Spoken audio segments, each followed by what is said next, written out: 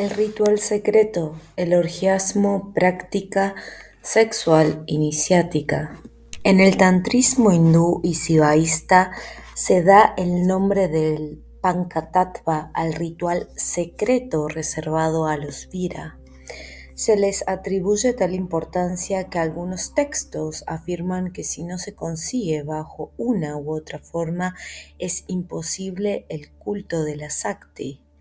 El hecho de que el Panchatattva incluya la utilización de bebidas embriagadoras y de mujeres ha hecho que se le atribuya un carácter orgiástico y disoluto por el que para algunos occidentales todo el tantrismo ha quedado afectado. Además, la utilización del sexo con fines iniciáticos, extáticos y mágicos no lo encontramos solo en el tantrismo hindú, también se da en el tantrismo budista y en las variedades tántricas del vishnuismo de la escuela Sahajiya, entre los Natasida, etc. Examinaremos además la utilización de la sexualidad entre los yogis. Panchatattva quiere decir literalmente los 5 elementos. Se trata de 5 sustancias a utilizar que se ponen en relación con los 5 grandes elementos de la manera siguiente. A la utilización de la mujer, Maituna, le corresponde el éter. Al vino u otras bebidas embriagadoras análogas, Madhya, el aire. A la carne, Mamsa, el fuego. Al pescado, Matsya, el agua. Y finalmente a ciertos cereales, Mudra, la tierra. Como los nombres de las 5 sustancias comienzan todos por la letra M, el ritual secreto tántrico ha sido llamado también el ritual de las 5 M, Panchamakara. El ritual adopta diversos sentidos según el plano en el que se ha practicado, en su acepción más exterior, según la cual puede formar parte de la vía de la mano izquierda, tiende a la sacralización de las funciones naturales ligadas a la nutrición y al sexo. La idea fundamental es que el rito no debe ser una ceremonia sofisticada superpuesta a la existencia real, sino que debe influir en toda esta existencia, debe penetrarla hasta en sus formas más concretas.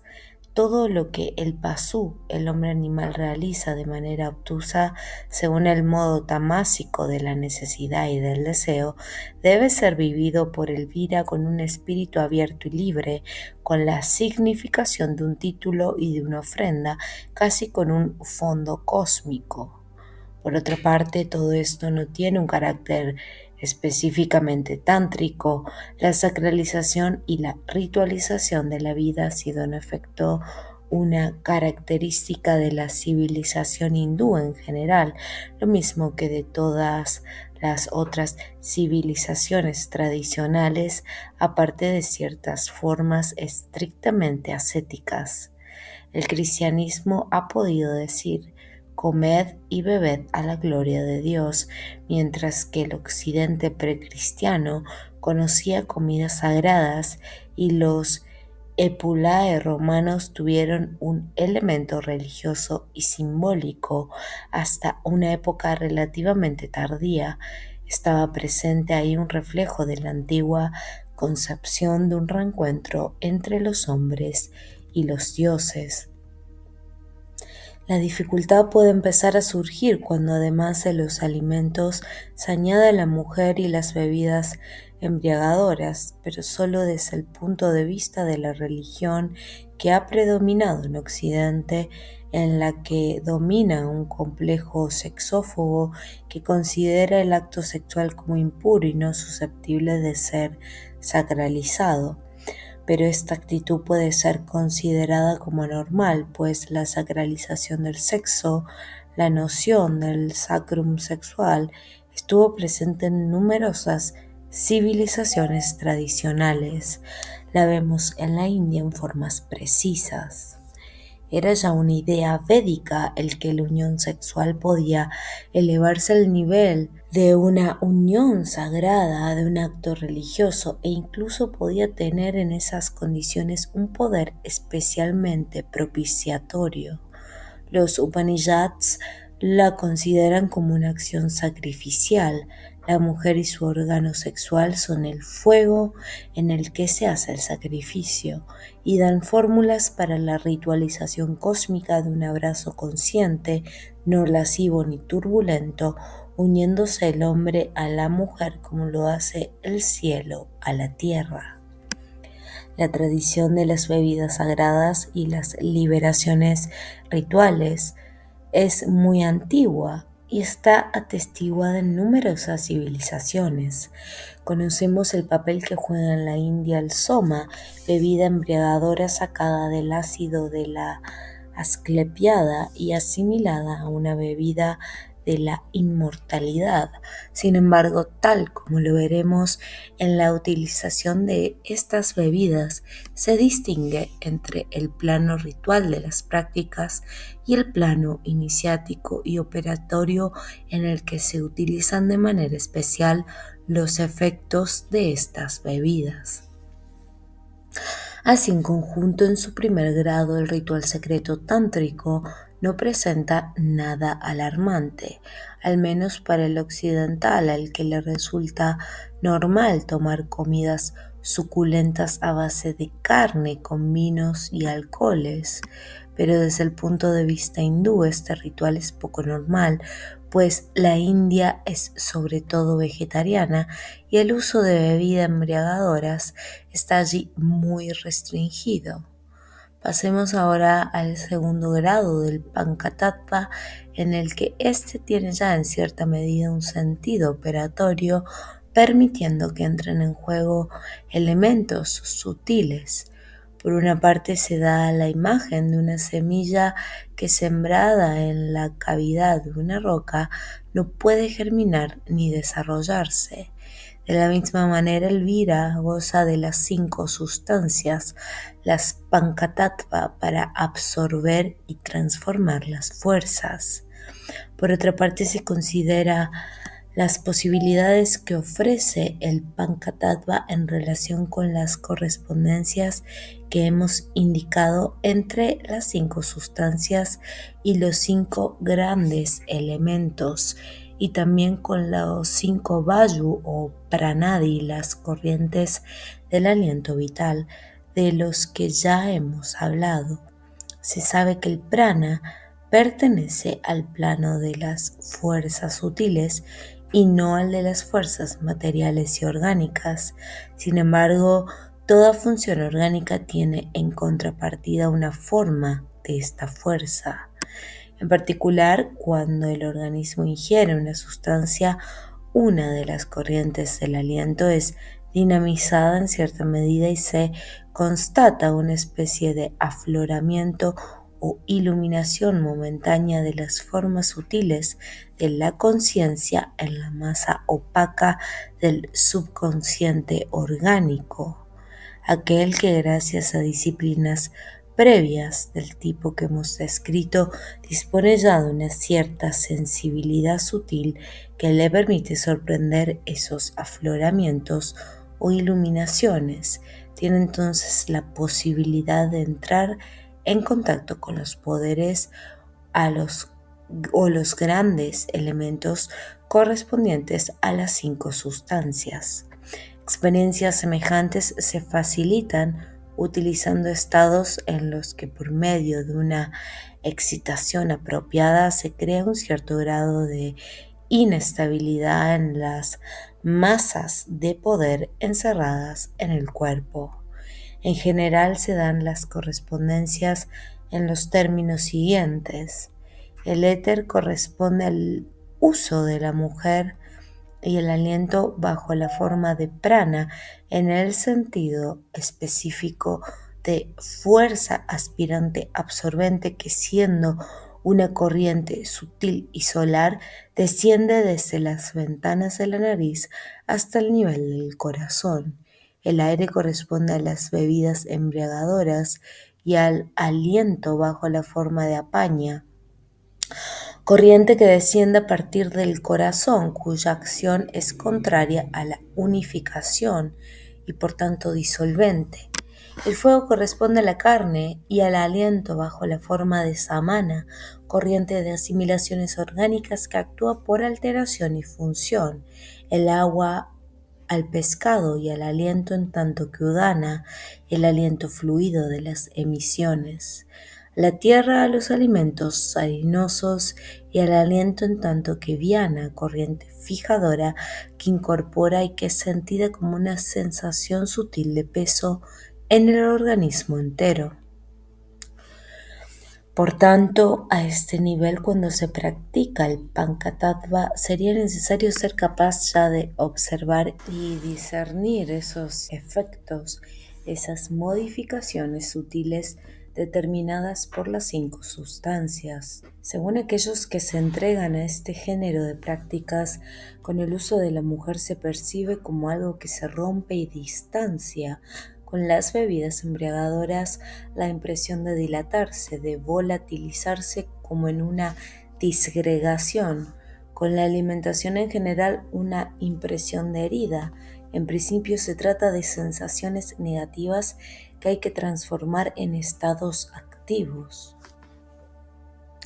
Se sabe que a menudo en los dominios ascético e iniciático no solo se recomienda la continencia sexual, sino que se estima también que el consumo de carne y sobre todo de bebidas embriagadoras es desfavorable para el desarrollo espiritual. Pero todo depende de la orientación. Conocemos ya el punto de vista de la vía de la mano izquierda, transformar lo negativo en positivo. Normalmente el hecho de entregarse a las experiencias sexuales y a la bebida tiene desde el punto de vista espiritual e incluso psíquico efectos destructivos, pero si se posee el principio de una fuerza pura y distanciada, el vidya, esos estados destructivos pueden desatar y favorecer una superación reduciendo los residuos tamásicos. Volveremos a esto más adelante. Por lo que se refiere al consumo de alimentos animales en lugar de vegetales, las cosas son algo diferentes.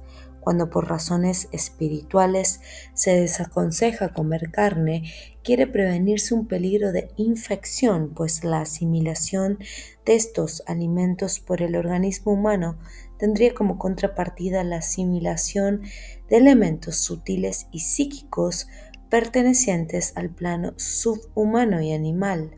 Ahora bien, se afirma que este peligro puede ser rechazado si se posee una sensibilidad afinada, capaz de tomar conciencia de estas infecciones, y si se enciende un fuego lo bastante enérgico para transmutarlos y absorberlos.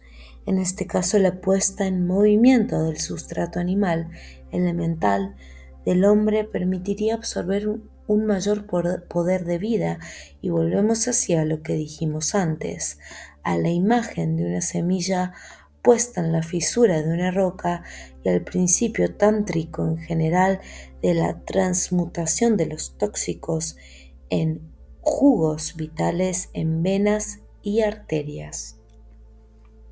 Probablemente en este contexto se ha afirmado incluso que la utilización ritual de bebidas embriagadoras en el cuadro del Panchatattva da la juventud a los viejos, que la de la carne acrecienta la inteligencia, la energía y la fuerza interior, la del pescado la potencia generadora.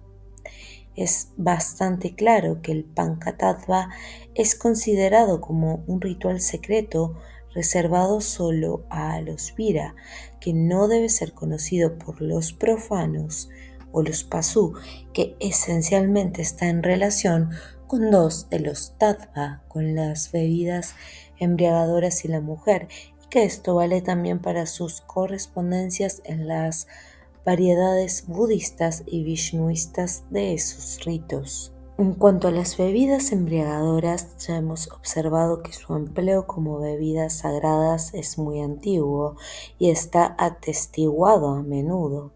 En particular hemos recordado el papel que ha jugado el soma, equivalente del ahoma iraño, en la tradición védica hindú. El soma fue considerado como una bebida de inmortalidad como Amrita, término etimológicamente idéntico al griego ambrosía. Los dos términos quieren decir literalmente no muerte. En realidad se ha hablado también de un soma celeste inmaterial. Las cosas parecen presentarse en estos términos a partir de un cierto periodo. El soma celeste dejó de ser conocido. El hombre tuvo necesidad de la ayuda del soma terrestre, es decir, de la bebida sacada de la asclepiada para alcanzar estos estados de éxtasis y de entusiasmo divino. En cuanto está presente la orientación interior justa, la embriaguez correspondiente puede tener efectos de éxtasis y en cierta medida iniciáticos, de ahí el carácter sagrado de las bebidas.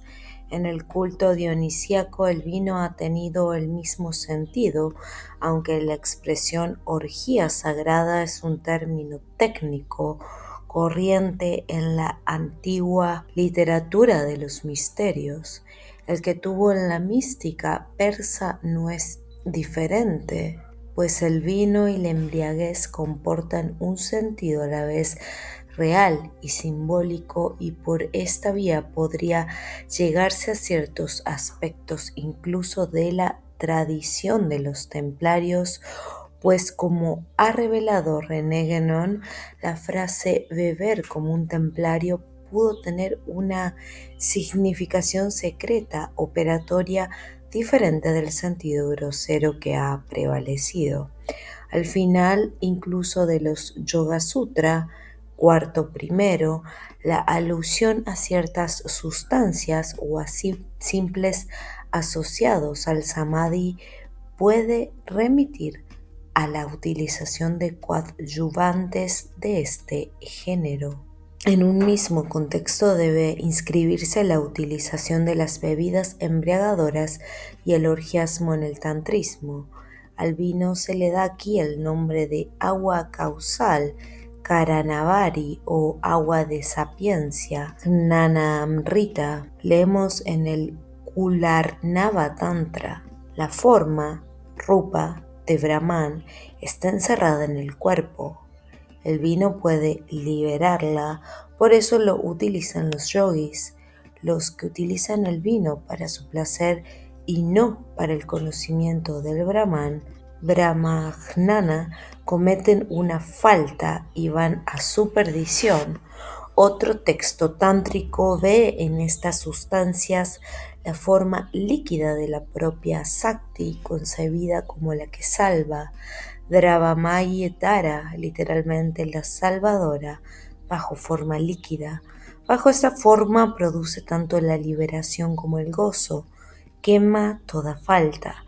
Los que han conocido la liberación suprema y los que se han convertido en adeptos o se esfuerzan para llegar a serlo, beben vino todos los días. En este nivel del Pankatattva se absorbe pues bebidas embriagadoras para llegar a la liberación.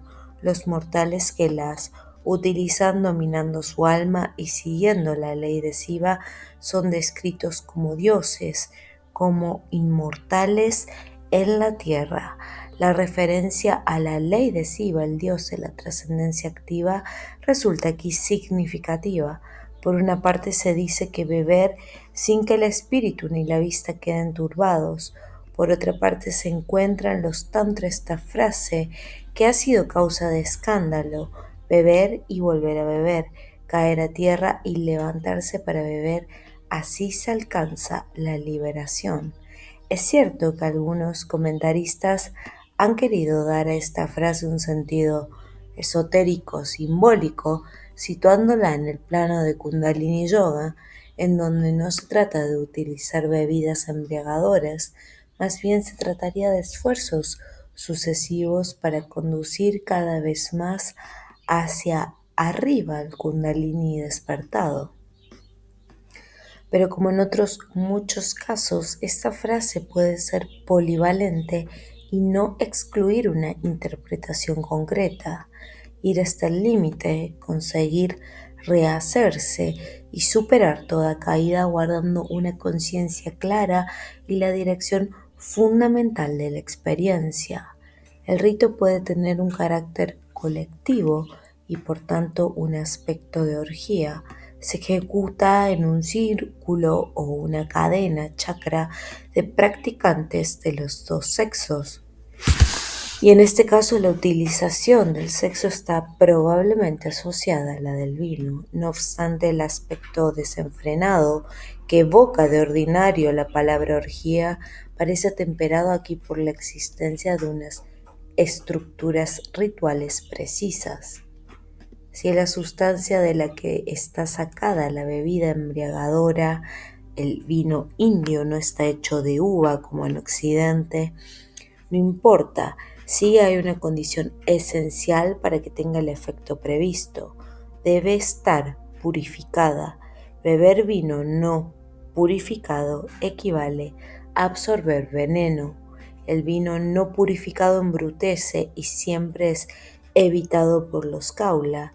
No da buenos resultados y la devata, la divinidad o sakti que reside en él, no deviene propicia.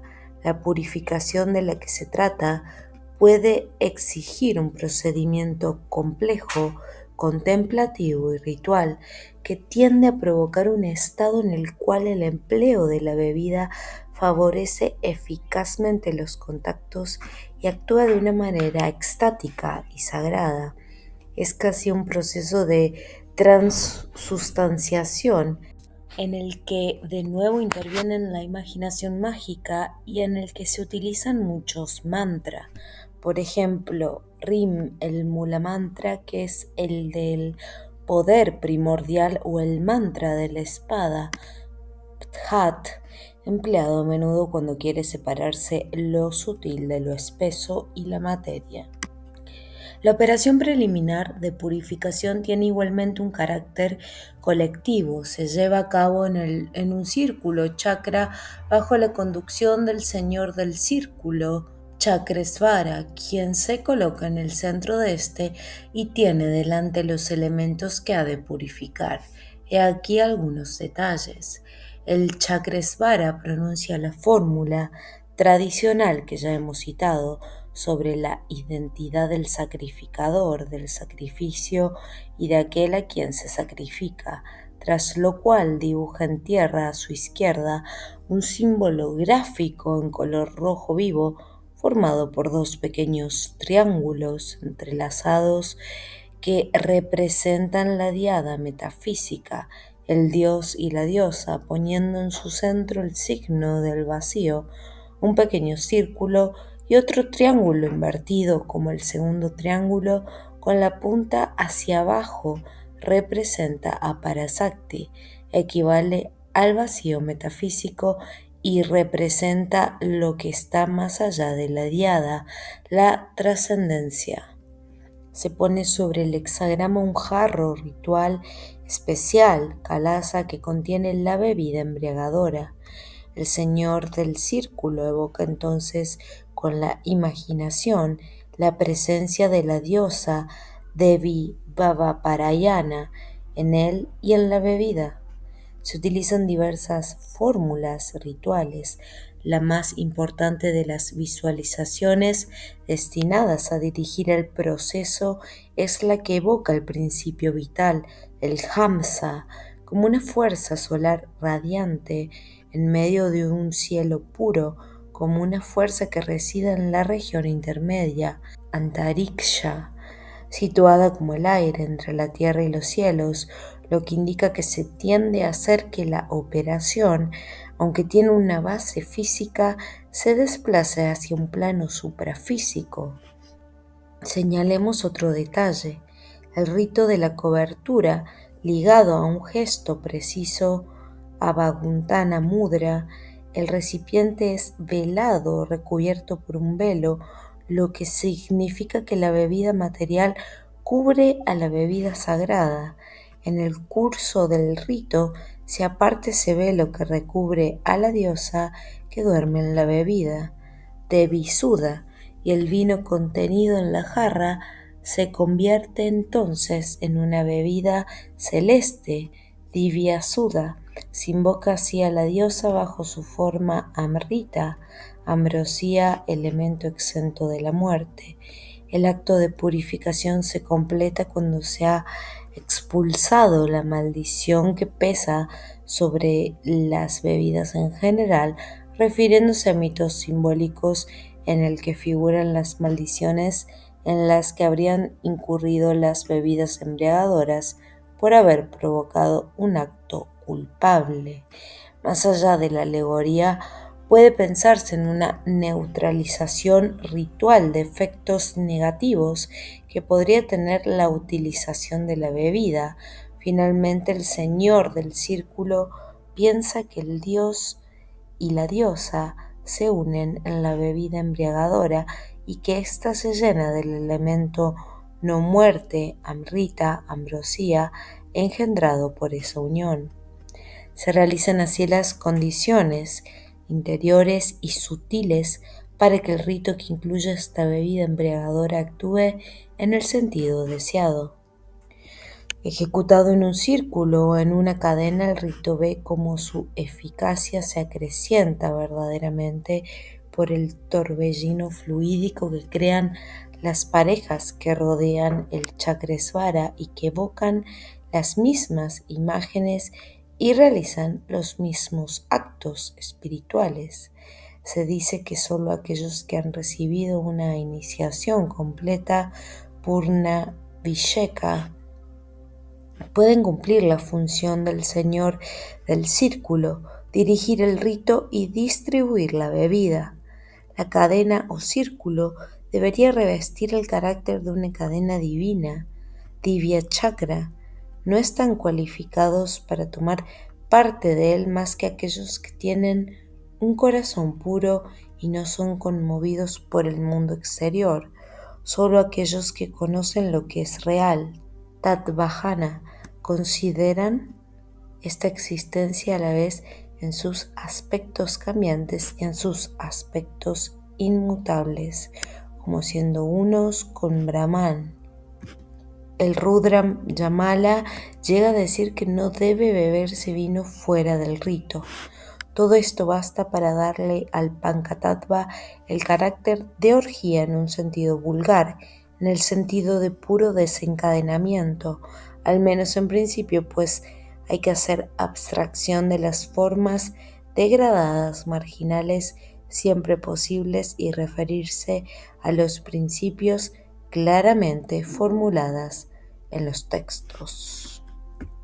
Tras la utilización de las bebidas embriagadoras, examinemos la del sexo que corresponde al éter. Ocupa en el Pankatattva el grado jerárquico más alto. En las prácticas que incluye hay que distinguir múltiples fases o niveles. En primer lugar, encontramos en el tantrismo supervivencias claras de prácticas de carácter tenebroso y más próximas a la brujería que a la magia.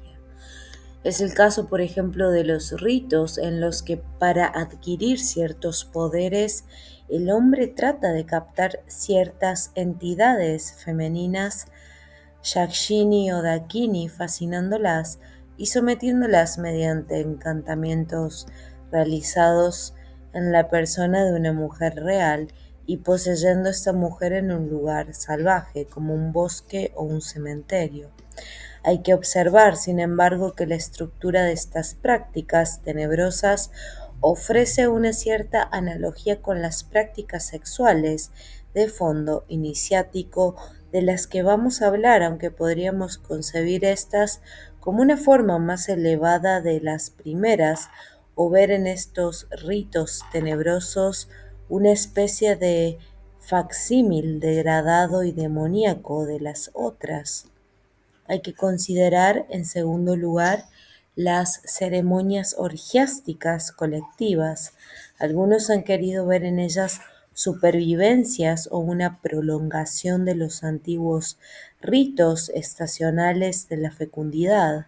Se sabe que las interpretaciones agrarias, estacionales o de otro tipo son una especie de idea fija en la etnología y en cierta historia de las religiones.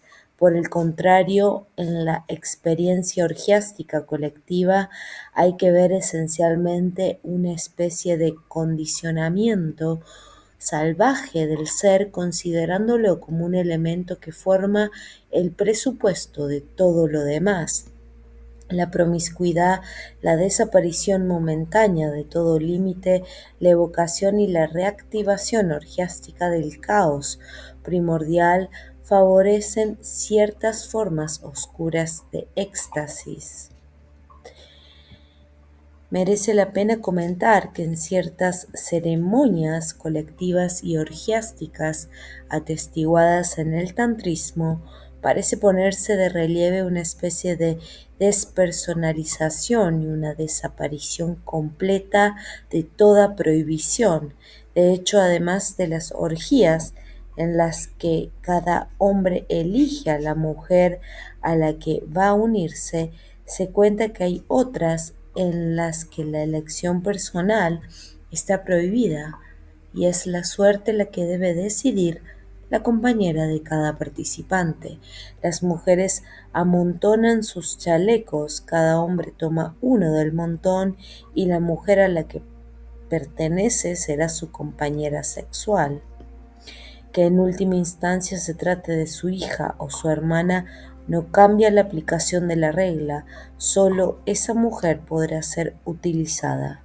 Sin embargo, existen también en el tantrismo ritualizaciones del orgiasmo sexual de la misma manera que aquellas que hemos indicado para las bebidas embriagadoras. Se trata de ritos practicados por un círculo, chakra, pero en este caso puede designársele también como rasa mandala, círculo de embriaguez o de la emoción frenética formado por las parejas. La regla que impone no ser La regla que impone no servirse más que de su propia esposa, regla formulada para los grados inferiores, no sirve para el auténtico vira. Este puede servirse de cualquier mujer. También se dice que son las bodas de Siva, el dios que toma voluntarios bajo su protección a todos aquellos que se salen de la regla. Se trata de una unión temporal, aunque renovable, con una joven de la que se sirve en el chakra, que se lleva consigo sin cumplir los ritos tradicionales del matrimonio hindú. Pero los pasú están excluidos con independencia de cuál sea la casta a la que pertenecen. Sin la menor duda, esta ritualización está en relación con el número de parejas, 50, que es el de las letras del alfabeto sánscrito y que a su vez, tal como hemos visto, están en relación con los poderes cósmicos. Las parejas forman un círculo en cuyo centro se encuentra el señor del círculo, el Chakresvara y su compañía. El hecho de que mientras las mujeres de los participantes están vestidas a medias, la del señor del círculo está completamente desnuda, corresponde también a un simbolismo y a un ritualismo. Lo mismo que cada mujer corresponde en general a la Sakti o Prakriti. La mujer desnuda es una imagen de la Sakti o de la Prakriti libre de toda forma, es decir, en estado elemental. Volveremos a esto más adelante. No se conocen textos que den detalles sobre el desarrollo de la ceremonia orgiástica. Puede suponerse que, como en el caso de las bebidas embriagadoras, se crea un clima mágico, extático, colectivo y una especie de torbellino fluídico cuyo centro es la pareja colocada en mitad del círculo. Esta suposición podría ser confirmada por el hecho de que se han atestiguado casos de chakra de este género formados con fines puramente prácticos para favorecer el éxito de expediciones proyectadas por un soberano, por ejemplo. Se trataría entonces de suscitar un estado que permita hacer eficaz un acto mágico, que en este caso tiene un objetivo extrínseco y totalmente profano. Si por el contrario el fin es inmanente y espiritual, el cuadro de estas ceremonias colectivas, orgiásticas y sexuales, el Panchatattva, es el mismo que aquel en el que se coloca la unión de una pareja particular. Cada hombre encarna el principio Siva o Purusha, cada mujer el principio Sakti o Prakriti. En el rito el hombre se identifica con el primer principio y la mujer con el otro. Su unión reproduce la de la pareja divina. Los dos principios, sivaico y masculino, por una parte, sáctico y femenino por la otra, que en el mundo manifestado y condicionado parecen separados en una dualidad en la que los sexos del hombre y la mujer no son más que una expresión particular, van a reunirse por un instante el del orgasmo sexual, evocando al Siva andrógino, el Ardhanarisvara, y la unidad del principio. Desde el punto de vista experimental, la unión sexual, comprendida de esta manera, tendría un poder liberador, suspendería la ley de la dualidad, provocaría una abertura extática, llevaría por un instante más allá de la conciencia individual y samsárica, siendo momentáneamente idénticos el hombre y la mujer a sus principios ontológicos respectivos, a Siva y a la Devi presentes en su ser y en su cuerpo, y quedando suspendida la ley de la dualidad, se cree que en lo que se llama samarasa, es decir, en la simultaneidad de la embriaguez, del orgasmo y del arrobamiento que une a los dos seres, puede provocarse el samala, el estado de identidad y de trascendencia, el sahaja, o puede obtenerse una forma especial de placer exaltado y transfigurado que prefigura el propio Sambodhi, es decir, la iluminación absoluta, y el sahaja, lo incondicionado. En relación con esto, el Kularnava Tantra llega a decir que la unión suprema no puede obtenerse más que por medio de la unión sexual. Todo esto conduce evidentemente a un plan bien distinto del de las prácticas del carácter orgiástico colectivo. Se distinguen en efecto las experiencias sexuales de carácter más o menos extático de las del tipo propiamente iniciático y yógico, en el que la unión sexual debe seguir un régimen especial, en el que se aplica una técnica precisa y se acentúa el proceso de la ritualización y las evocaciones. Esto marcará por tanto un nivel ulterior de la utilización tántrica de la mujer, en la que no entran más que prácticas realizadas por una sola pareja. Sin embargo, ciertos detalles pueden ser interesantes. Ante todo, la mujer utilizada en el Panchatattva y en los ritos análogos no solo se llama Sakti, sino también Rati. Esa palabra significa principio de raza, y a su vez raza quiere decir arrobamiento, emoción intensa y orgasmo. Hay que hacer notar con este fin que la antigua tradición hindú ya había ligado el principio de la ebriedad al de la grandiosa. Se ha observado que una de las formas de esta era Varunani. Ahora bien, en la lengua Pali, Varuni designa una bebida embriagadora o una mujer ebria. No hay duda sobre la relación entre Varuni y las bebidas embriagadoras, aunque en determinados textos beber Devi Varuni, la diosa Varuni, quiere decir absorber esas bebidas. Finalmente, en los signos de la severa Sankara, la diosa asociada a estas bebidas, se sostiene una copa y se entra en estado de ebriedad. Se subraya así en este arquetipo o imagen divina el aspecto de la mujer en tanto que encarnación del arrobamiento y la ebriedad. Ello conduce a asociar su utilización a la de las bebidas embriagadoras en el ritual secreto de la vía de la mano izquierda. A modo de conclusión, el nombre de Rati, dado a la compañera de Elvira, significa aquella cuya sustancia es la ebriedad. La escuela Sahajiya ha elaborado toda una clasificación casi escolástica de las rati, indicando el tipo más adaptado a las prácticas iniciáticas, al que llaman Visheshash rati, y presenta como un tipo excepcional.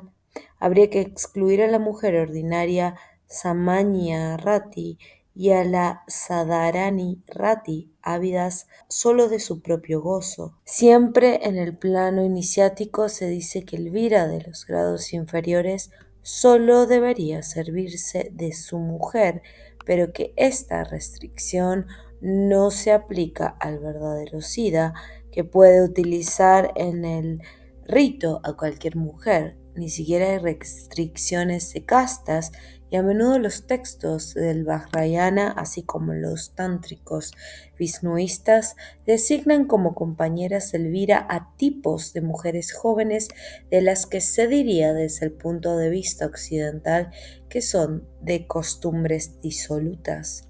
No se trata ya aquí de la unión rito tradicional de las castas superiores originales, sino de una operación técnica de carácter mágico y yógico en el que la mujer ya no es considerada como una mujer particular, sino que simplemente en razón de la fuerza elemental de la que dispone o que puede recibir y del hecho de que es una especie de combustible empleado para un proceso de ignición. El tantrismo visnuista ratifica en el fondo este carácter irregular, indicando que como pareja divina el hombre y la mujer deben encarnar en su unión la de Krishna y Radha, pareja que viola las leyes del matrimonio, afirmando que el tipo de amor verdaderamente intenso y útil no se encuentra en el amor conyugal, sino en el amor para aquella, que no es el amor por la mujer, sino por una mujer distinta y muy joven. Algunos textos hablan de una gradación de la desnudez de la mujer utilizada.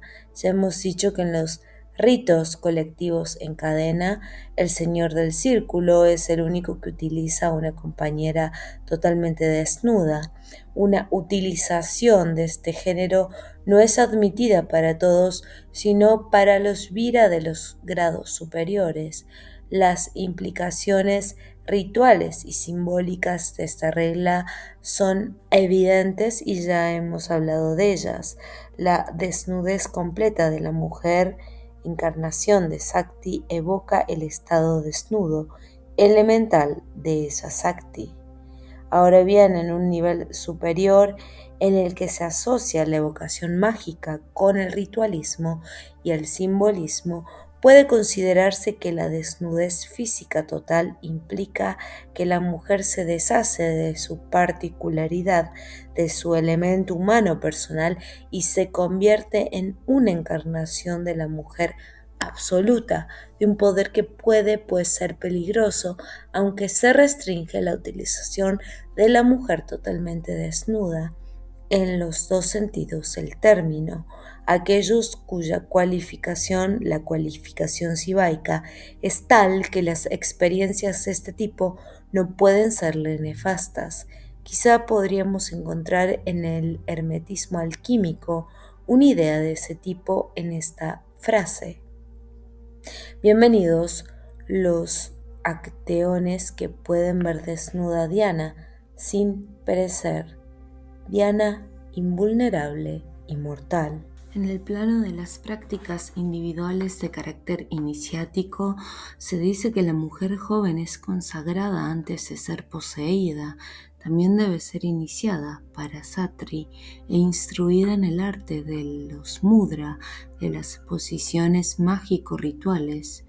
Su sikshita, su cuerpo debe volverse vivo por la técnica de los Nyasa. Así pues, la mujer es llamada no solo Rati y Sakti, sino también Mudra, por la palabra que designa las posiciones rituales del yoga destinadas a provocar un determinado estado de fluidez.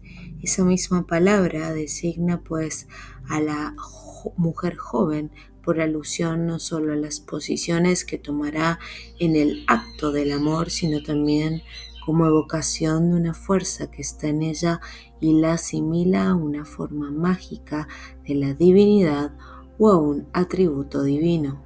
Lata es otra manera de designarla y Lata Sadhana es uno de los nombres de la práctica sexual. Lata quiere decir planta rampante. Se evoca ahí una posición en la que la mujer se enlaza al hombre sentado y en la que es ella la que interpreta el papel activo del abrazo, Viparita Maituna, para ser sensibles y reproducir en este plano incluso los sentidos metafísicos de los papeles masculinos y femeninos. Por otra parte, los textos aluden a menudo a una frase preliminar o dhyana preliminar que tiene como objetivo la visión de los asana, las posiciones rituales de la pareja divina, las posiciones de Shiva que se une a Sakti o a Kali. La mujer joven debe ser amada según el rito Natika Mayet Striyam. Ella debe ser primero Pujya y después Bhogya, es decir, que primero se la adora y después se la posee y goza. El significado de la adoración varía con los niveles. En el nivel mágico iniciático equivale a la animación y a la proyección de una imagen por la imaginación mágica de la que hemos hablado, que desemboca en una evocación en la llamada de la devata a la persona, el cuerpo y la carne de la joven. Para designar este procedimiento se sirven del término técnico aropa, que quiere decir imposición de otra naturaleza, al objeto, aunque la forma, la apariencia sensible, rupa, sigue siendo la misma. Esto corresponde a una integración de lo físico en lo suprafísico. En el presente caso se trata de un procedimiento de transustanciación momentánea de la mujer que suscita en ella una presencia real, la de la mujer absoluta. El aropa se considera como una condición absolutamente necesaria. Además de los nombres de Rati, Sakti, Mudra y Lata, a las mujeres jóvenes con las que se unen en las prácticas sexuales se les da también el nombre de Vidya, palabra que quiere decir conocimiento, sabiduría, y no en un sentido abstracto e intelectual, sino en tanto que poder que despierta y transfigura. Esto está en relación con un aspecto de la femineidad y determinados textos aluden a la mujer en tanto que gurú, a la mujer iniciadora o madre del Vajra o matriz del conocimiento trascendente. No queda excluido que estos textos se relacionen en parte con un contexto matriarcal, sobre todo cuando se afirma la superioridad de la iniciación conferida por una mujer, a esos misterios de la mujer que han sido atestiguados también en el antiguo Occidente y que no carecen de relación con la prostitución sagrada practicada bajo la égida de una divinidad femenina, la gran diosa. Aquí el hombre no participa del sacrum más que a través de la mujer y su unión con ella, pero es legítimo pensar que todo esto cae fuera del dominio del tantrismo y que en el caso de este habría que referirse sobre todo al principio general según el cual Shiva, cuyo principio encarna el hombre, no es capaz de acción más que si está vivificado por la Sakti. Es en estos términos como se atribuye a la yogini, la compañera de Elvira, el poder de liberar la esencia del yo. Un himno del Visvasara Tantra decía ya acerca de Durga que dispensa el buddhi, significando aquí buddhi el intelecto trascendente. En otro de sus aspectos, la mujer posee pues potencialmente este principio, que ella hace actuar con la embriaguez y el éxtasis que procura. Así los tantra budistas, en los que prajna tiene el mismo sentido que vidya, describen formas por poco ortodoxas por medio de las cuales Buda habría alcanzado la iluminación, uniéndose con una mujer joven, mientras que en el plano metafísico se indica como estado supremo más allá del simple nirvana, el de Mahasukha Kaya. El Buda es abrazado ahí por la Sakti, por Tara, inseparable es ella a causa del éxtasis del que ella es la fuente y del poder creador del que ella es el origen.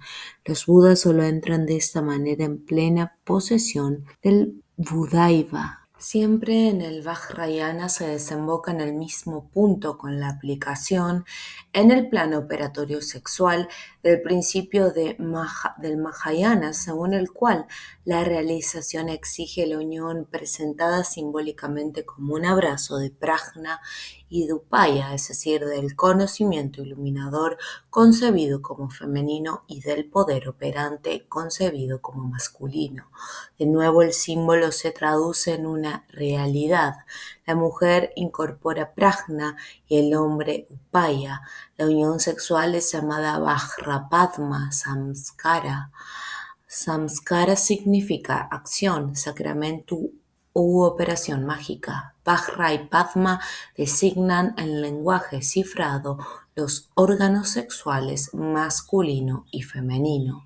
Esta distribución de los papeles del hombre y la mujer parece excluir una iniciación de fondo matriarcal o un predominio del principio femenino, y el tema del incesto nos conduce al mismo punto, tal como hemos dicho, en tanto que generadora de la exaltación y del éxtasis que da vida e ilumina el principio del yo del hombre, portadora potencial del diamante rayo Vajra, la mujer juega una especie de papel de madre, la matriz de Vajra, pero esta madre es también la mujer a la cual se une, que se posee en un abrazo que a la luz de este simbolismo reviste pues un carácter incestuoso, y es necesario recordar que el punto del nacimiento y del despertar de Vajra es también aquel en el que la Sakti es poseída y absorbida.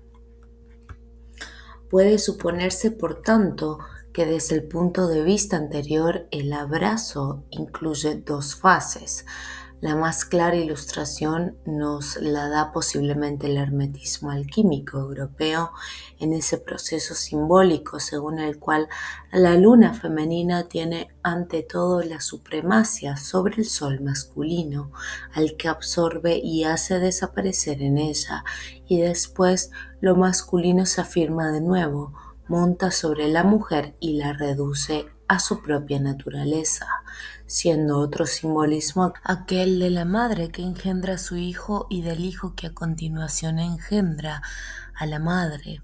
En términos tántricos, esto significa que Sakti pasa a la forma de Siva, que se convierte en Sidrupina Sakti, transmutación que ya conocemos en el plano cosmológico, en el que la segunda fase de la manifestación, la fase ascendente, tiene precisamente ese sentido.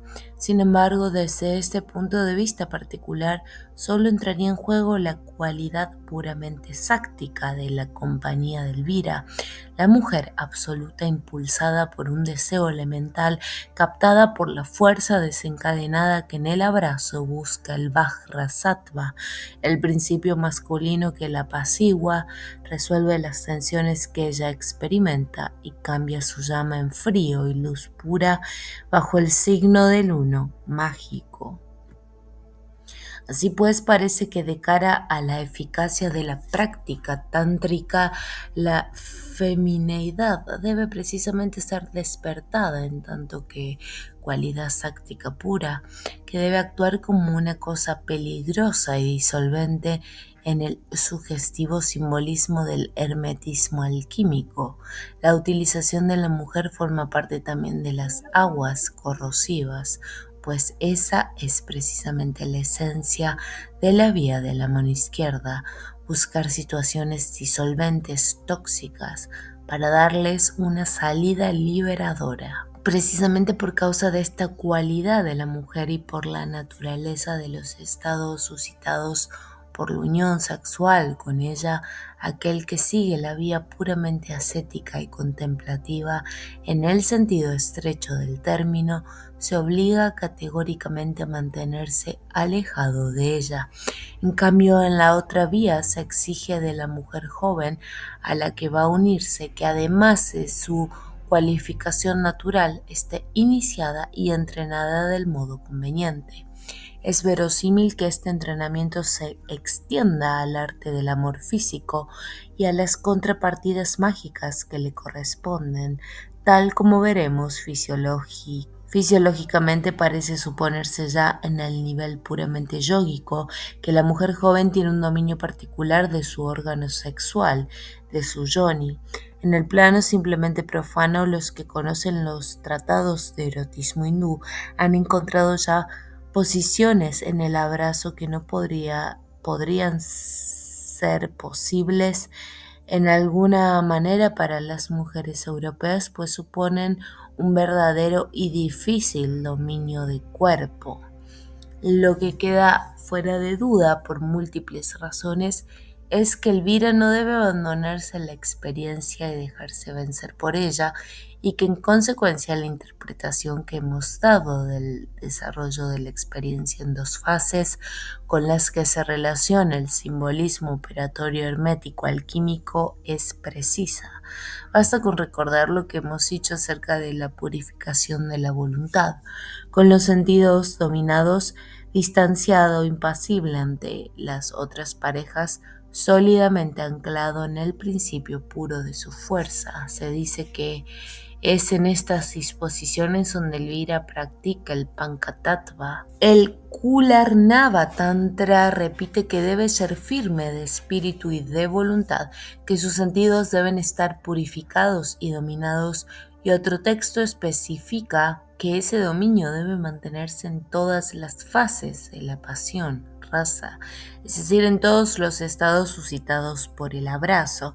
La tendencia innata del paso a perderse en el placer físico, en el placer ávido, en lo que vulgarmente se llama la voluptuosidad, debe neutralizarse, y probablemente es de esta manera como se da el sentido más profundo a la expresión pureza de los sentidos. Encontramos así en los textos del Vajrayana advertencias contra el uso de las prácticas sexuales, y se trata a los que son culpables de ellas de bestias de dos piernas que no tienen nada que ver con los iniciados. También nos parece que tiene una gran importancia la regla según la cual Elvira debe ser refractario a la hipnosis. No es susceptible de ser hipnotizado. Es muy verosímil que se tenga aquí la tentación de sucumbir a una fascinación engañosa en el encuentro con la mujer sactizada, con el consiguiente peligro de caída. También se añade que el cuerpo debe ser perfecto, reforzándolo en todo caso con el recurso al Hatha Yoga físico para que la experiencia crucial no se resuelva en un desfallecimiento o desvanecimiento. Sin un cuerpo perfecto, el Sahaja no puede realizarse. En razón del principio según el cual el dominio de uno mismo debe mantenerse en todas las fases por las cuales pasa la experiencia, a veces se necesita una disciplina preliminar. Un ritual de la escuela Sahajia prescribe que el hombre debe vivir con la joven de la que va a servirse, dormir donde ella duerme sin tocarla, ocupando un colchón aparte durante 4 meses. Después debe dormir con ella a su izquierda durante otros 4 meses, después otros 4 meses a su derecha, siempre sin tener contacto carnal con ella. Solo después de esto puede tener la unión con la mujer desnuda y puede comenzar la fase operatoria. Parece ser que existen también formas más simplificadas de esta disciplina preliminar. El objetivo no es ciertamente el de hacer que se acostumbre por la cercanía para apagar el deseo, sino más bien acrecentar la intensidad de ese deseo al tiempo que el hombre se habitúa a dominarlo. No está excluido que se consideren 2 fases, una de ellas de abrazo sutil y sin contacto, platónica con la mujer diosa convertida en objeto de adoración, fase que se prolonga en otra en la que la unión se desarrolla en el plano corporal en un abrazo conforme al rito y que supone la primera. Esta suposición es verosímil por el hecho de que esta doble fase se considera en ciertas enseñanzas de magia sexual practicada todavía en fecha reciente en Occidente. Sea como sea, el carácter de la técnica a seguir en el plano yógico, de la que hablaremos dentro de poco para impedir el desencadenamiento normal de una unión sexual, parece dar una razón de ser precisa al entrenamiento preliminar que tiene como objetivo el dominio de uno mismo. Llevaremos ahora nuestra atención a este último grado, el cual en términos apropiados forma parte del Hatha Yoga. No es fácil recoger detalles en los textos, pues en general utilizan un lenguaje cifrado polivalente. Sucede así que un mismo término tiene tanto un sentido simbólico y hace alusión a principios cosmológicos o a operaciones espirituales, como un sentido concreto y operatorio, y se refiere a los órganos, a las sustancias corporales o acciones físicas. Por ejemplo, la palabra bindú, el punto que hemos encontrado en la metafísica tántrica, puede designar también el líquido seminal masculino, el esperma. El vajra puede designar el órgano sexual masculino. Rajas, los humores femeninos, son mudra. La mujer es padma, su sexo es el yoni, etc. Sin embargo, hay que tener en cuenta el hecho de que uno de los sentidos no excluye al otro, no solo porque se refiere a planos diversos, sino también porque los contenidos o elementos espirituales pueden ser contrapartidas de los procedimientos o elementos materiales e incluso fisiológicos, desarrollándose así todas las operaciones en un doble plano, el fisiológico y el transfisiológico. No obstante, hay un punto que parece dibujarse con bastante claridad. En el Hatha Yoga, la unión sexual se considera como un medio para provocar una ruptura violenta del nivel de conciencia y una abertura eficaz a la trascendencia si el abrazo se desarrolla según un método particular. Ese método consiste principalmente en inhibir la eyaculación masculina y el derrame del líquido seminal en la mujer. El esperma no debe ser emitido. Bodhicitam no srihet. Así, el orgasmo se distancia de su condicionalidad fisiológica y su punto culminante, que habitualmente coincide en el hombre con la crisis eyaculatoria, y se transforma, dando lugar a una fulguración que rompe los límites de la conciencia finita y conduce a la realización de lo uno. Algunos textos, como el Hatha Yoga Pradipika, hacen intervenir también procedimientos auxiliares como la suspensión del aliento incluso bajo su forma completa, llamada Kekari Mudra. Mudra no designa aquí a la mujer, sino que tiene el sentido normal de operación, gesto, sello. Se dice que practicando el Kekari Mudra no se produce la emisión del esperma, aunque uno sea abrazado por una mujer joven y ardiente. Se habla también de un mudra especial, Vajroli Mudra o Yoni Mudra, que en el fondo corresponde al punto esencial. Sin embargo, es necesario no dejarse desorientar por la letra de los textos, al término de la cual el procedimiento podría parecer que no es más que fisiológico. Incluso aunque el líquido seminal descienda en el órgano sexual, el yogi puede hacer que suba de nuevo y devolverlo a su lugar por medio del Yoni Mudra. Y más tarde se afirma, el bindú que está a punto de verterse en la mujer debe ser obligado a subir de nuevo mediante un esfuerzo extremo. El yogi que retiene su líquido seminal de esta manera vence a la muerte, pues lo mismo que el bindú vertido aporta la muerte, el bindú retenido aporta la vida. Una mujer convenientemente entrenada puede portar su ayuda apretando el miembro masculino, el linga, con su propio órgano sexual, el yoni, casi hasta estrangularlo, en el momento en que se anuncia la crisis eyaculatoria. Pero esto es algo que no resulta fácil de imaginar teniendo en cuenta el estado de turgencia del órgano masculino, aunque los músculos, el yoni, es decir, de la vagina, el constrictor cunis, estén excepcionalmente desarrollados, no es verosímil que esta iniciativa tenga una gran eficacia. Incluso podría pensarse que produciría el resultado contrario, pues de ordinario ello aumenta la excitación masculina, impide contener la eyaculación o la provoca. En cualquier caso, nos parece que lo que se dice de esta técnica no tiene su sentido verdadero más que en el contexto de otros textos en los que la inhibición de la emisión seminal se asimila a la realización del bindu siddhi, es decir, del dominio de la energía allí contenida. Ello tiene también algunas relaciones con la doctrina oculta del elemento sin muerte o ambrosía que desciende del cetro de la fuente, que es devorado y quemado bajo forma de líquido seminal, lo que sería la razón de la corruptibilidad del organismo humano.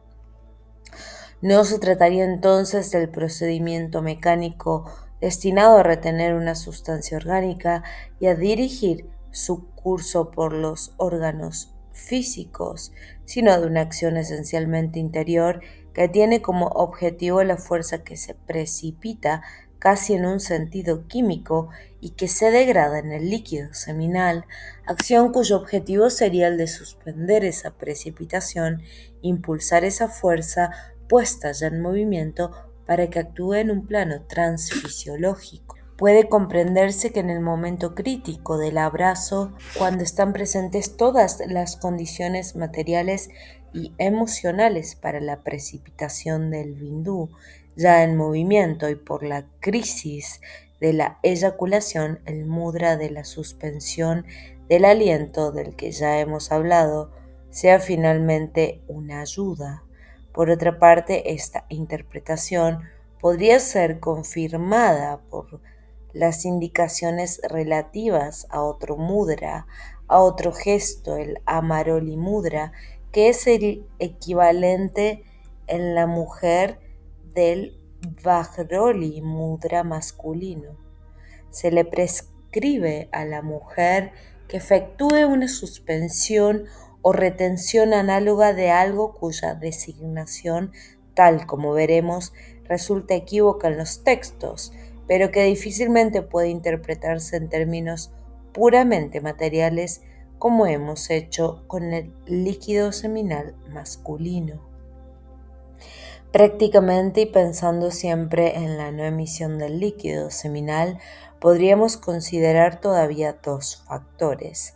El primero, incluso en el dominio del amor sexual profano, un deseo extremadamente intenso por una mujer puede tener en ciertos casos como consecuencia la imposibilidad de llegar a la eyaculación. El segundo factor es que todos los procedimientos evocatorios provocan de manera natural un desplazamiento de la conciencia en el plano sutil en una especie de trance y que a su vez Por ese desplazamiento las energías se distancian del plano físico y fisiológico, lo que de nuevo puede impedir la eyaculación.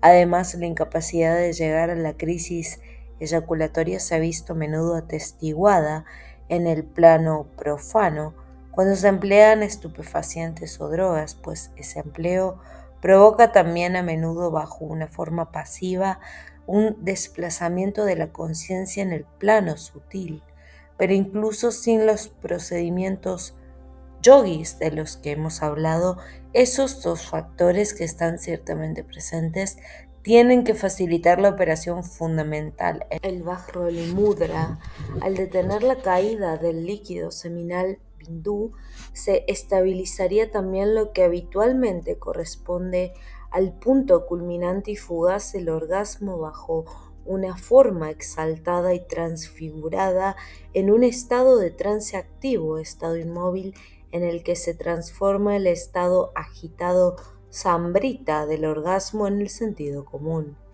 Y se habla de una unión sin fin o de un estado que dura mucho tiempo, con respecto al cual se hace referencia a una teoría análoga a la que ya hemos aportado sobre el fuego y los otros elementos.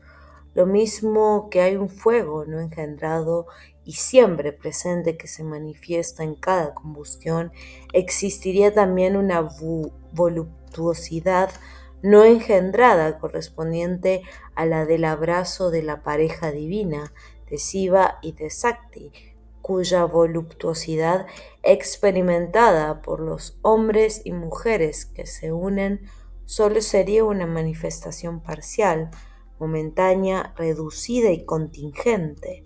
Se estima entonces que el abrazo mágico que satisfaga las condiciones que hemos indicado más arriba activa, atrae y fija el placer en su forma trascendente sin principio ni fin. De ahí que se persiga el apogeo del orgasmo, que no tiene fin, en lugar de que intervenga la caída, el abatimiento que, tal como se ve aquí habitualmente, sucede en el hombre y en la mujer de escasa potencia. Así, en el estado llamado samarasa, que es identidad de gozo, o éxtasis unitivo, fusión y absorción disolvente y exaltante del principio masculino en la sakti de la mujer, utilizada al nivel del yoga, más allá de las anticipaciones que pueda tenerse incluso en las formas orgiásticas del ritual tántrico, se tiende a vivir el elemento del rayo, es decir, lo que es primordial, no engendrado, no condicionado.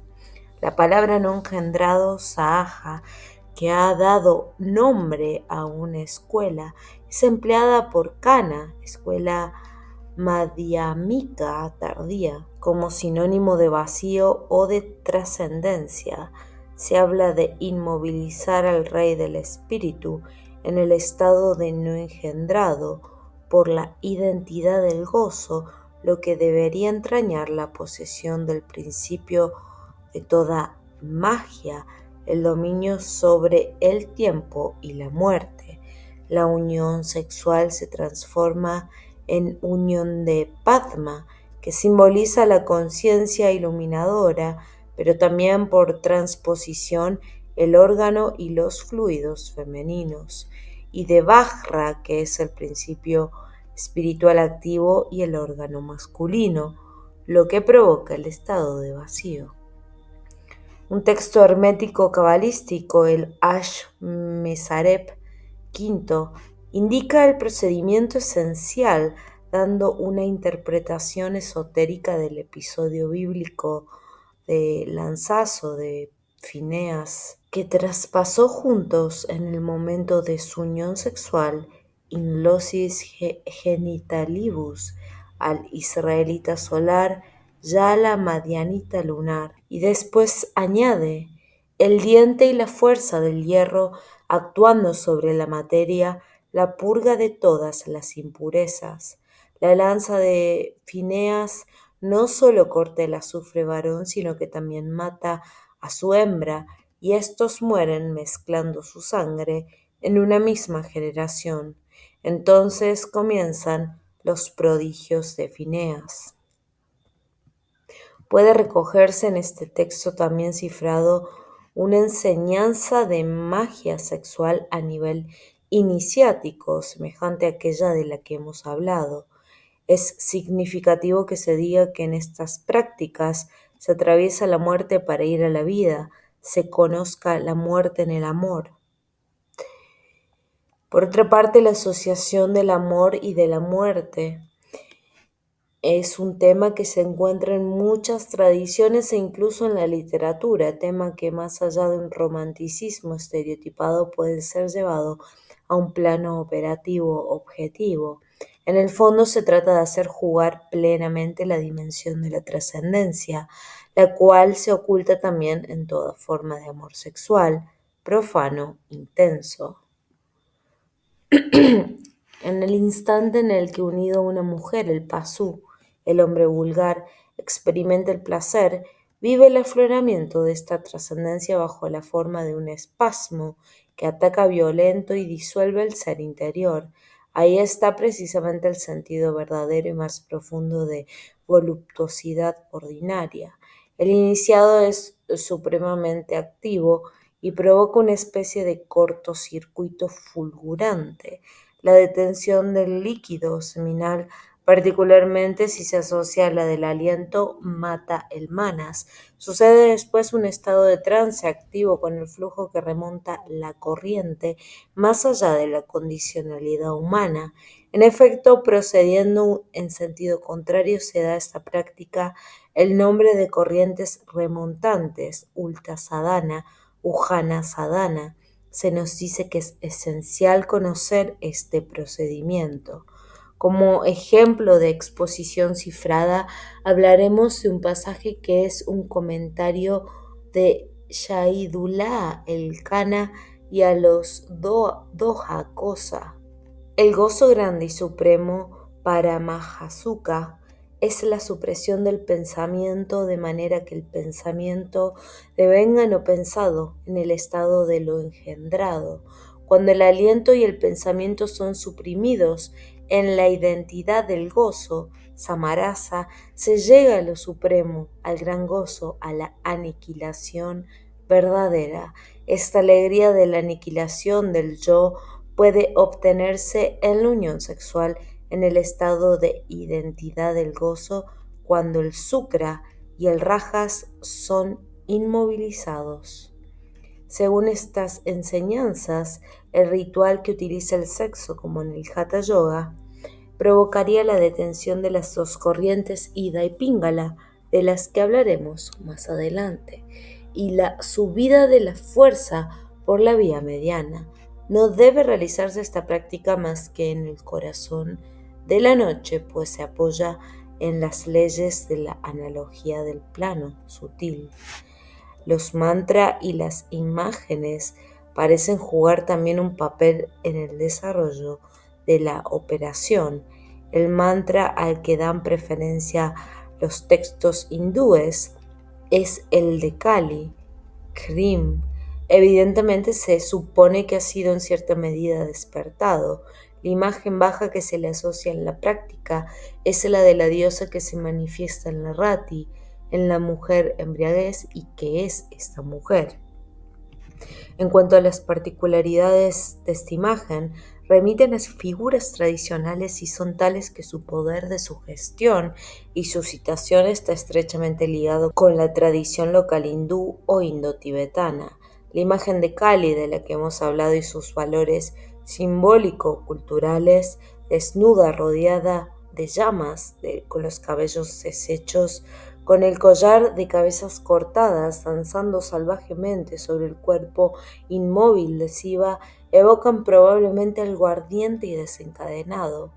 El Prapankasara Tantra nos da algunos detalles. Ese mismo texto dice que es necesario realizar a la mujer en tanto que fuego, Shosham Agnim Vyajita, En las fases siguientes, la experiencia se refiere al fuego que una vez consumido el combustible liberado de la forma manifestada Mani Baba pasa al estado sutil, entonces la Sakti que abraza a Siva se hace una con él, lo que corresponde al punto de ruptura, a la transformación y el desarrollo en el sin tiempo del apogeo sexual y del orgasmo que en el hombre habitualmente está condicionado pero también sincopado por la eyaculación del líquido seminal en la mujer. Dado que en el plano humano y concreto se reproducen siempre fielmente las estructuras simbólico-rituales y metafísicas, es normal que se haya elegido para las prácticas yógico-sexuales el Viparita Maituna, que es la forma según la cual se representa siempre el abrazo de la pareja divina en la iconografía. Tal como hemos dicho, se trata de una unión sexual en la que la mujer, enlazada al hombre inmóvil y sentado, inmovilidad ritual, símbolo de la naturaleza adhesiva, realiza los movimientos. Podríamos pasar ahora a un problema que concierne a la experiencia específica de la mujer. Es evidente que al nivel del orgiasmo colectivo ritualizado o no, puede suponerse una participación igual del hombre y de la mujer, pero en la esfera propiamente yógica la situación no está tan clara por causa del lenguaje cifrado y polivalente que se utiliza. Algunos textos parecen referirse en el caso de la mujer a un mudra especial en el sentido de operación y de gesto, el Amaroli Mudra como réplica a el Vajroli Mudra, que designa el acto por el cual el hombre detiene el proceso de precipitación del líquido seminal y su eyaculación. Los textos Sahajilla parecen referirse a una fijación y una inmovilización del líquido seminal masculino, sukta, tanto como el femenino, y sostienen que las dos operaciones deben ser simultáneas en el hombre y la mujer en el momento en que se levanta la ola del orgasmo. No se entiende bien lo que significa el semen femenino. Se habla del rajas de la mujer, pero rajas tiene muchos sentidos, entre otros el de menstruación y secreción vaginal. Ahora bien, no debe tratarse ciertamente de la menstruación y tampoco es muy probable que se trate de secreciones vaginales cuando se está hablando de retención o inmovilización llevada a cabo por la mujer. Estas secreciones acompañan en efecto a las primeras fases de la excitación femenina y por otra parte pueden estar casi ausentes en determinados sujetos. Todavía podemos pensar menos en el óvulo de la mujer, pues éste no desciende en absoluto en el momento del orgasmo sexual. Así pues, nos veríamos llevados a una interpretación no material ni fisiológica del semen de la mujer. Se trataría de una fuerza que hay que detener en el momento en el que se degradara y se perdiera en un orgasmo que desemboca en el placer vulgar, puesto que no vemos de qué otro modo podríamos imaginar en la mujer el Amaroli Mudra. Esto continuaría la interpretación análoga no fisiológica que hemos dado de la Vajroli Mudra o detención del semen masculino. En todo caso, es evidente que la iniciativa de la mujer no debe perjudicar a lo que hemos llamado su poder de combustión, pues en ello consiste su papel fundamental. En efecto, no puede pensarse que sea de otra manera cuando se dice que en el abrazo, Elvira, habiendo detenido su líquido seminal, absorbe el rajas que ha causado al provocar la emisión en la mujer y se nutre de él. El rajas femenino está pues presente como la fuerza fluídica y mágica que alimenta el estado de samarasa durante todo el curso del abrazo, estado que probablemente quedaría sincopado si la mujer vacilara o desfalleciera, abismada en un orgasmo vívido a la manera usual. Diremos finalmente algunas palabras sobre una extraña práctica sexual del Vajrayana cuyo fin es la regeneración en un sentido casi literal. Se llama Mahayoga o Mahasadhana. Es difícil decidir en qué plano se desarrolla, sea cual sea, parece que se trata de imágenes realizadas que juegan el papel principal. El hombre debe imaginar que está muerto en la existencia presente y que penetra entonces como una especie de semilla fecundadora en la matriz sobrenatural o Garbhadhatu. Anteriormente, mediante la contemplación o dhyana, habrá recordado el proceso que conduce al nacimiento humano. El hombre evoca el Antarabhava, ser que según la enseñanza hindú es necesario para la fecundación, además de la unión del padre y la madre. Al mismo tiempo debe visualizarse el matrimonio sagrado, la unión del dios y la diosa, suscitando en sí mismo un deseo intenso por esta, por Tara. Según esta enseñanza, el proceso secreto de toda concepción es el siguiente. Cuando un hombre se une a una mujer deseándola, el Antarabhava se identifica con aquel que será el padre y durante el orgasmo entra en ella siguiendo el líquido seminal. El proceso imaginado es análogo, salvo que sustituya en Antarabhava con el que el yogi se identifica por el Vajra o principio de Buda, aportado por el dios que es Tara. Es el dhyana preliminar que tiende a crear una especie de escenario para la unión sexual que seguirá y tiende también a orientar y evocar fuerzas interiores.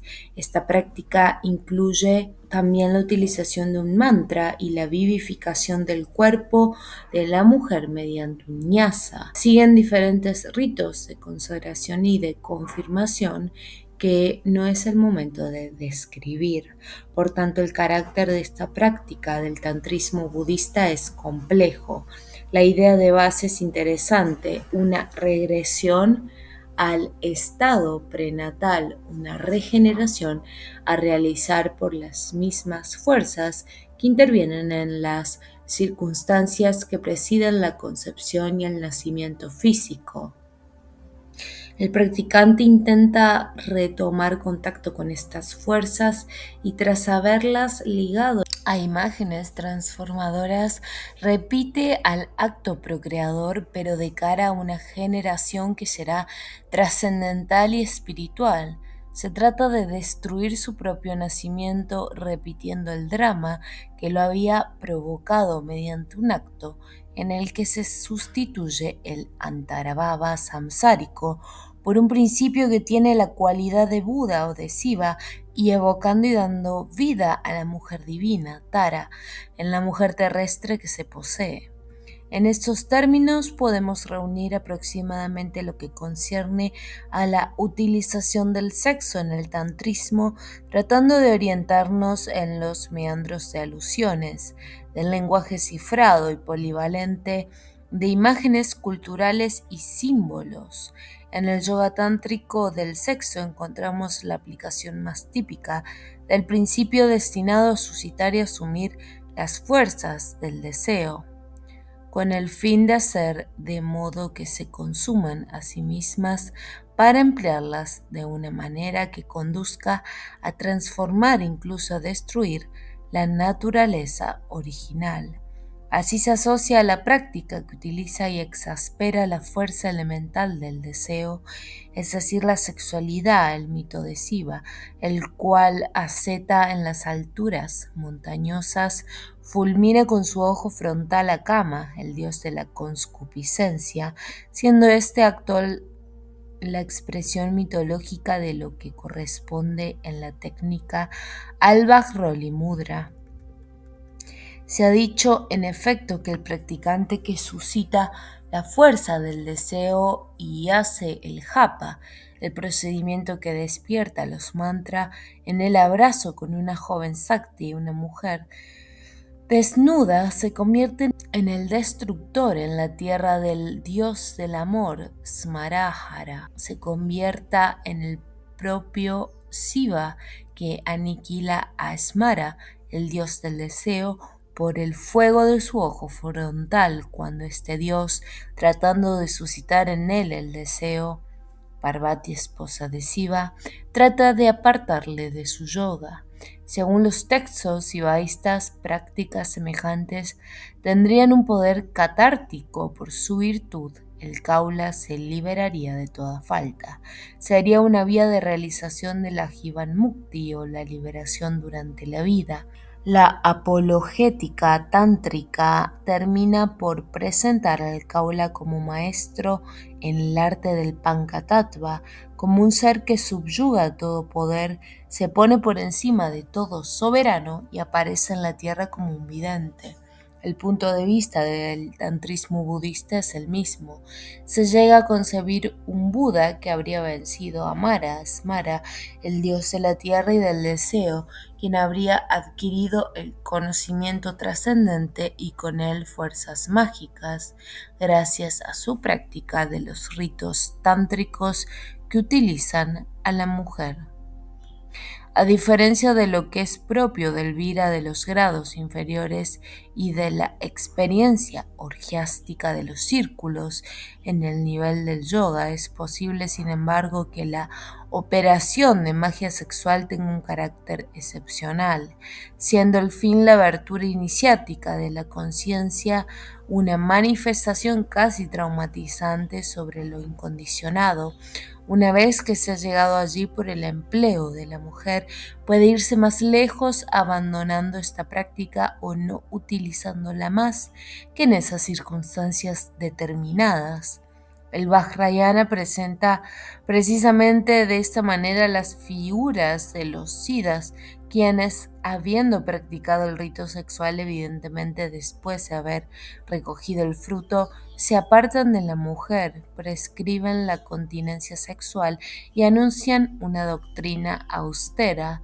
Según algunos textos, concebir las cosas de otra manera se considera como un error funesto, lokakau kritiyahanaye.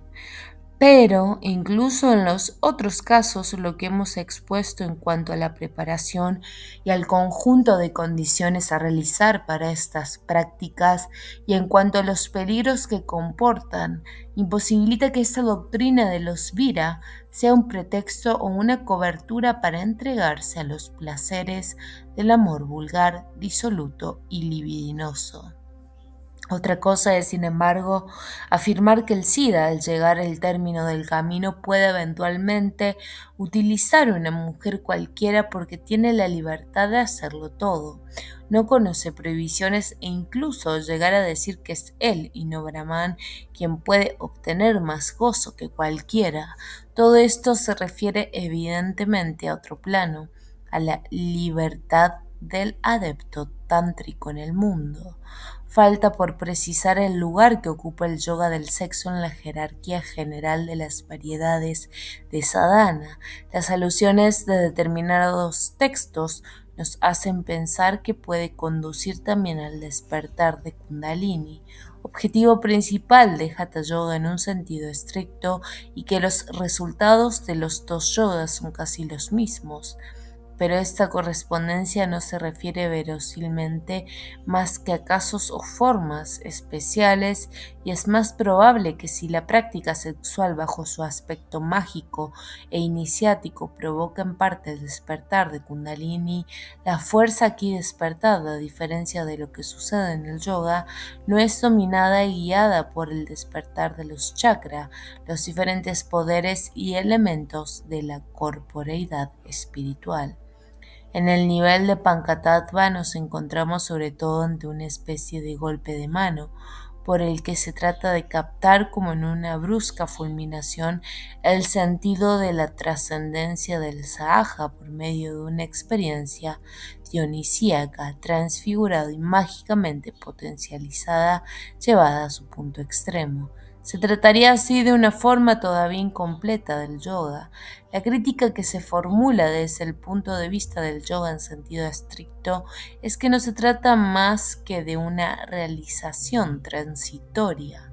Si los textos afirman a veces que además del tipo de vira definido por Rajo Guna, puede practicar también el Pankatattva el tipo de Divya definido por Sattva Guna, el dominio que es propio del segundo tipo es, sin embargo, tal como hemos visto el del Hatha Yoga, el sentido estrecho. Incluso en el nivel más elevado en el Pankatattva hay siempre un heterocondicionamiento. La experiencia no se dirige con los medios exclusivos de un individuo particular, sino con la ayuda de algo exterior, constituido en las prácticas más impulsoras y decisivas por las bebidas embriagadoras y por una mujer sactizada. En el plano del Hatha Yoga puro, este heterocondicionamiento, este elemento exterior, se elimina. Ya no hemos referido, por ejemplo, a lo que se pone en boca del tipo de hombre Divya. ¿Qué necesidad tengo yo de una mujer exterior? Tengo una mujer en mí, Kundalini. El sadhana se realiza por medios personales, por operaciones que se desarrollan esencialmente en el interior del cuerpo.